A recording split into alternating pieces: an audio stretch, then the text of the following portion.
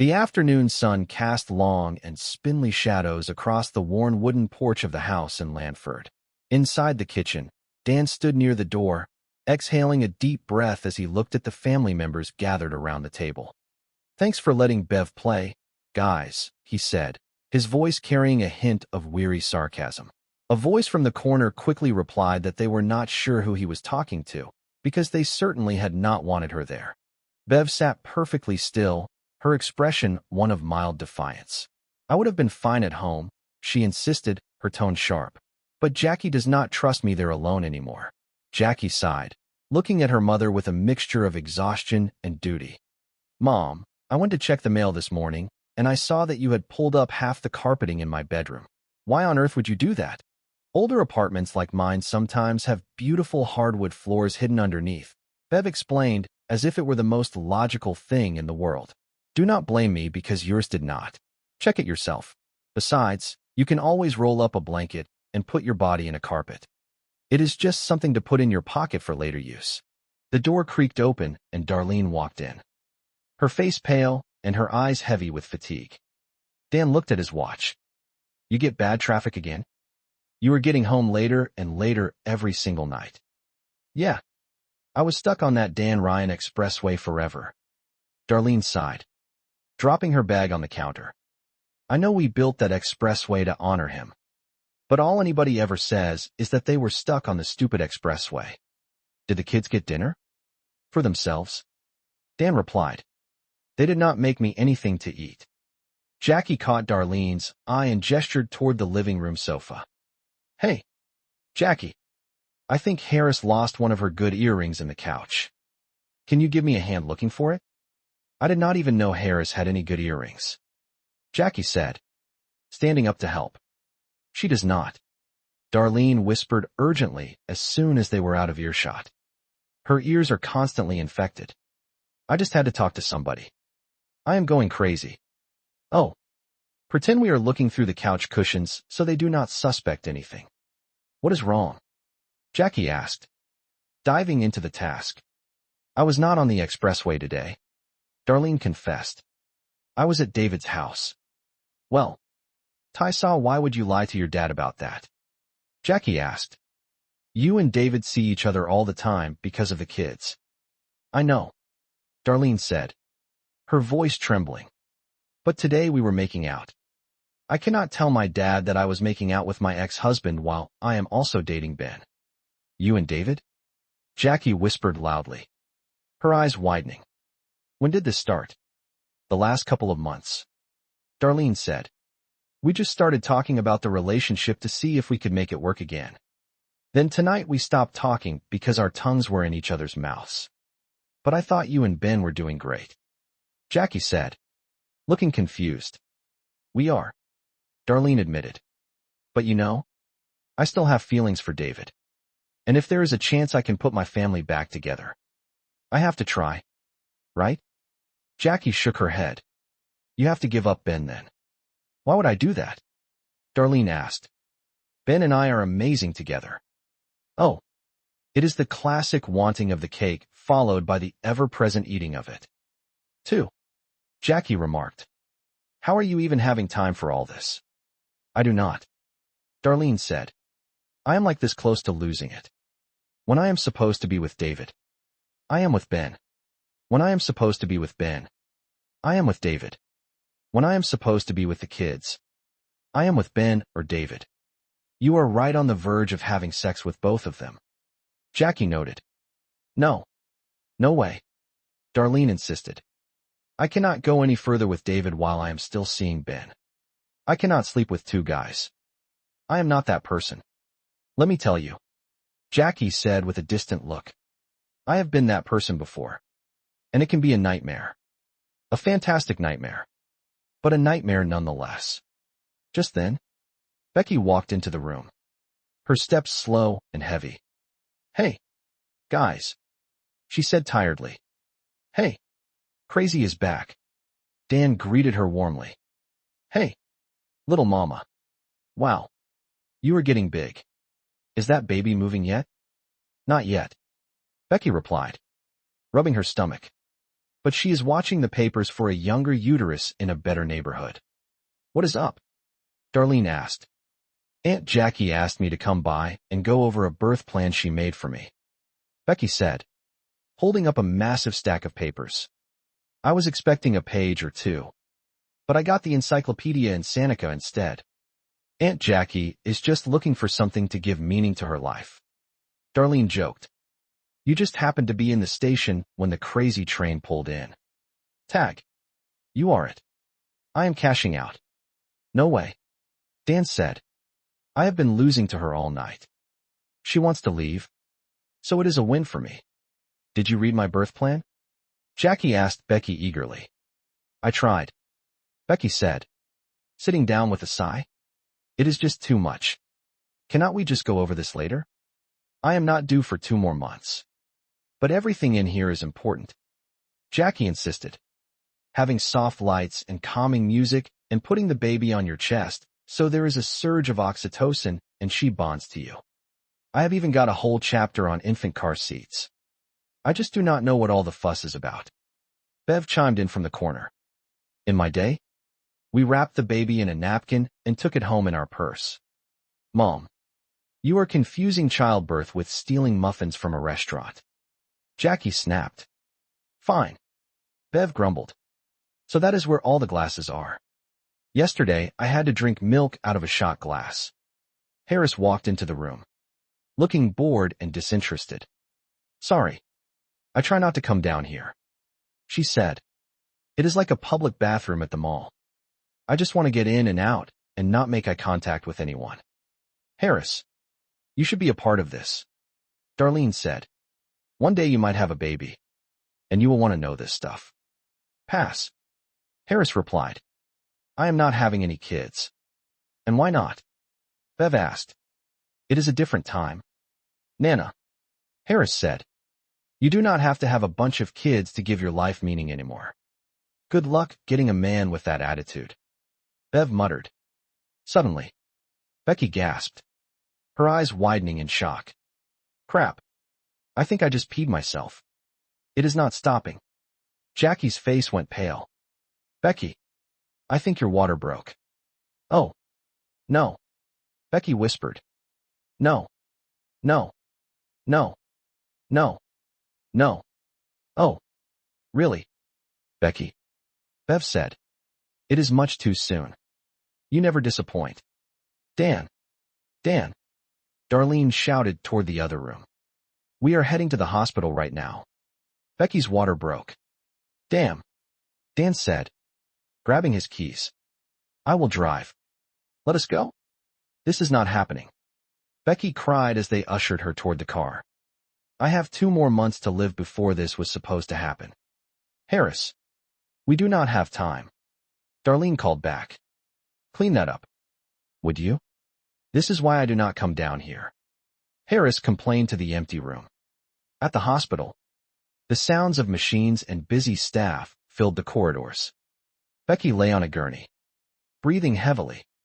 Oh, the contractions are getting closer. She gasped. Why are they not taking me in yet? We have to stop this. Dad is getting a nurse. Darlene reassured her. As soon as he gets one, they are going to give you something to stop the contractions.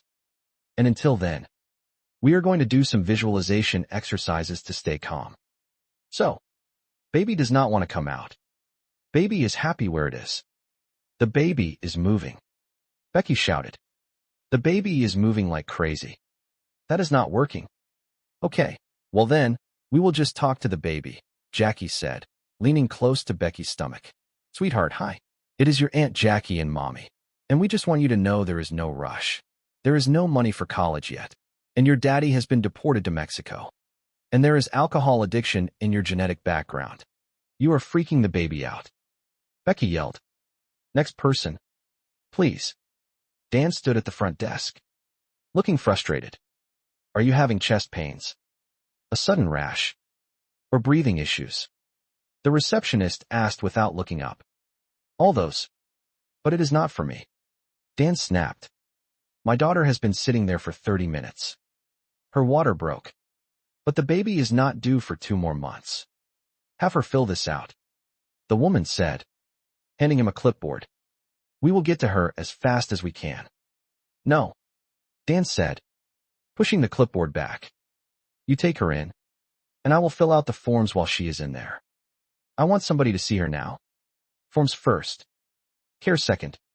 The woman replied flatly. How about I wheel her back there myself? And you try and stop me?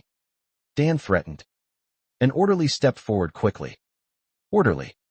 Take the geriatric pregnancy into a room. Please. The woman called out. Geriatric? Becky yelled from her seat. You are so lucky that I cannot get up and come over there, because the baby would fall out of me. The next morning, Ben walked into Darlene's office. Hey, he said softly. You did not have to come in today. You were at the hospital all night. Oh, I missed you. I missed you, too, Darlene said, giving him a quick hug. How is Becky? Ben asked. They are still waiting to see if the medication will stop the contractions completely. Darlene explained. My dad and Jackie are there now. But actually, I looked over some stuff in the waiting room. There is a typo in the proofs of the magazine. My work does not have typos. Ben teased. Oh, could you do me a huge favor and run down to the coffee shop and get me another cup of coffee with agave? And on the off chance that the shop does not have agave, is there another exotic plant that you will accept? Darlene joked. Yes. I will take black tar heroin. Ben replied with a laugh. Got it, Darlene said. As soon as Ben left, Darlene's phone rang. She answered it quickly. Hey, David. I am at work. What is up? Yeah, that would be really sweet. I will come by and pick you up, and we can both go to the hospital together. Okay. Love you. Too. Ben walked back and just then, looking surprised. Daddy? I have never heard you call your dad Daddy before. Yeah. I am feeling very fragile right now. Darlene lied quickly. I need my daddy. Oh. Ben said. I just forgot the wallet on the back counter. Oh. You know what? I do not need another cup of coffee. I am already vibrating. All right. I gotta be honest. I am worried about you. You look exhausted. Yeah. It is that stupid expressway. Darlene said. That is the problem. Oh. We both know what the solution is. Ben said, taking her hand. You move in with me. You know those signs that say if you lived here, you would be home and having fun with Ben by now. You would be home and having fun with Ben by now. I love you. You know. Darlene said. But I just really cannot think about this right now. Okay. Tabled for another time. Ben conceded. At least let me just drive you back to the hospital and keep you company. No. You know what? That is so sweet. But it is just too many people at the hospital. Darlene said. When you are expecting a preemie, they give you a smaller room. Darlene went home later to grab some things for her sister. How is Aunt Becky? Harris asked. Pretty much the same. Darlene said. I'm just going to grab some stuff for her and run back to the hospital. Okay. Do you want me to save you some kale salad? Listen. Let me tell you about kale.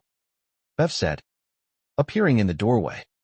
In the old days, you would go to the cafeteria, and it was the green stuff that kept the ice from touching the cottage cheese. It is all hype. You do not go from garnish to superfood overnight. I feel so stupid. I fell for it. Harris muttered. Suddenly, a knock came at the door. Dan answered it. Hi. How can I help you? I am looking for Harris Healy's mother. The man said. She is not home from work yet. But I am the grandfather. What can I do for you? Your granddaughter goes to school with my son. The man said. And she sold him a homemade pot cookie. Dan sighed. Okay. I can kind of believe she sold him pot. But I do not believe she baked anything. Believe it. The man said. Kyle freaked out. And I was up all night trying to reassure him that time was not standing still. Yeah. Stuff does get on top of you. Dan admitted. Listen. I am really sorry. We would never want that to happen to any kid. You tell her I had to take him to urgent care, The man continued. I am out $200. And I needed to pay for my tattoo removal. My new husband cannot handle looking at my ex-husband's face while he is behind me. Your first husband liked looking at his own face? Dan asked. It was a red flag I ignored. Okay. The man snapped. I am really sorry. I cannot help you with the money. Dan said. I do not have it. All right. Well, maybe I will just take something worth $200. The man said, looking around. I will come back Kai when the mother is home. He walked out just as Darlene was coming in. Hey, are you Harris Healy's mother? He asked. Because if you are, you owe me money. Nope, Darlene said, slipping past him. Well, tell her I will be back. The man yelled. I will. You have a blessed day. Darlene called out. She turned to Dan. What the hell was that all about? You got a problem? Dan said. Your daughter is selling pot cookies at school. What? Darlene asked. How come when I get home? It is never because somebody got a scholarship? Where's Harris? At the hospital. Dan said. Damn. What is wrong? They could not stop the labor. Dan explained. The baby is coming now. All right. We got to get going before Bev wraps it in a napkin and puts it in her purse. Back at the hospital, Becky was in the delivery room. Okay. Just one more push. The doctor said. I cannot. Becky cried. You can. Jackie encouraged her. It is a preemie. It is small. One more push. Becky gave one final effort and then fell back, gasping. Oh, my God. She is here. She whispered. Nurse. The doctor called out. Is she okay? Becky asked. Panicked. Why is she not crying? You did great. Jackie said. Just rest for a second. Why are they not putting her on my chest? Becky asked. This is exactly what is supposed to happen. Jackie explained. They are going to take her to the intensive care unit. I want to see her. Becky cried. Just let them do their jobs. Darlene said softly. It is okay. Does she look normal? Becky asked. Yes. Jackie said. Then why cannot I see her? Because she is very small. Jackie said. She cannot be seen by the naked eye. This is all my fault. Becky sobbed. I am too old. I drank too much. That is why she was born too early. No. Come on. Darlene said. Do not do that. Becky. You know what? I did everything right with Harris. And she was a preemie. And she turned out fine. No. She did not. Becky whispered. In the waiting room. Bev was looking around. The county emergency room always reminds me of that scene in the movie Gone with the Wind with all the soldiers laying on the ground. Dying. She remarked. Frankly, I did not care for the cursing at the end of that movie. Dan and Darlene walked out to meet the family. Okay. The baby is here. Dan announced. Are Becky and the baby okay? Jackie asked. Becky is fine. Darlene said. The baby was not breathing on her own. But they put her on a ventilator. And now she is stable. Thank God. Jackie breathed. Can we go back there now? Becky is pretty upset. Dan said. But she has got Jackie in there with her. So it is probably going to get worse. He turned to Harris. You are not going anywhere. What? Harris asked. You are selling pot cookies at school? Are you stupid? Darlene asked. Are we really going to do this right here? Harris sighed. Yes. We are. Darlene said. Kyle's mom came by. She had to take him to urgent care. I told him only half a cookie. Harris muttered. This is not about Kyle's inability to maintain his composure. Darlene snapped. This is about you selling drugs. Oh. My God. Harris said. They're going to be selling pot to everybody here in 3 months. Nobody cares. And it is not like I am eating it. What? Dan said. Hey. You cannot eat no. You cannot sell no. And you are underage. And by the way, Who are you getting the weed from? It is everywhere. Harris said. Everybody is selling it. Honestly, know that Sutuet voy that I am doing so well. My hustle is putting it in cookies and adding cardamom. It is exotic and a little unexpected. You are actually bragging about this? Darlene asked. Do you realize if Kyle's mom had called the police, you would be sitting in jail right now? You are going to give me all the money you made from this. I am taking your phone away. And you are not leaving the house for the rest of the semester. Oh. Wow. Harris said. I am grounded. Like you are going to know if I am even home. You are never around. You really think it hurts me pointing out that I am not a good mother? Darlene asked. Like water off a duck's back. Baby. Dan turned to Bev. Bev. He said. Yes. Dan. It has been a long day. So please do not take this the wrong way. But why are you here? Everybody has got to be somewhere. Bev replied. I have had a crappy day. Dan sighed. Becky was afraid to see the baby. But now she wants to. So I gotta go back to the hospital. There is pie. Bev said. I got enough for everybody. God bless you.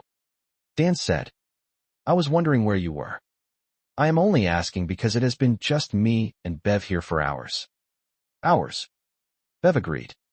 Did you know that Kai, when Jackie was born, she caused my bladder to drop?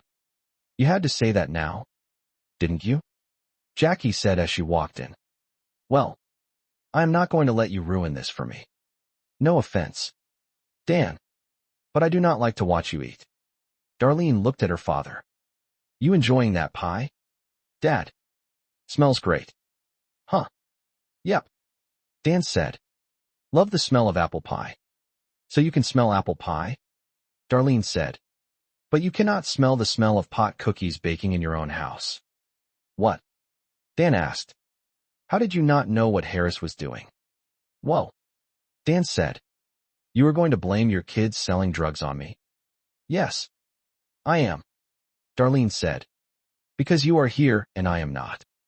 Whose fault is that? Dan asked. I am working. Darlene replied. Oh. Are you? Dan asked. Because you are getting home at 10 o'clock. I do not know if you are with Ben or what you are doing. But you are definitely not coming straight home from work every night. Oh. So I am not allowed to have a personal life? Darlene asked. Because I remember Kai when I was a kid. You would go straight from work to the lounge. You would have a beer. Then you would come home and you would say, there are my girls. And then you would go to the garage to fix a bike. Hey. I worked very hard day and night to support this family. Dan said. And I was always there, Kai, when it counted. You need to get your head in the game and raise your kids. I already raised mine. Oh. Did you? Though? Darlene asked. Because I am pretty sure it is Mom who raised us. No. Dan said softly.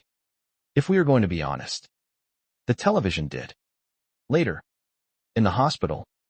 Becky stood by the glass. Looking at the tiny baby. How is she doing? Darlene asked. Oh. Every now and then. Kai, when she is trying to move her little arms. She punches herself in the head. Becky said with a tearful smile. She is definitely a member of this family. Oh.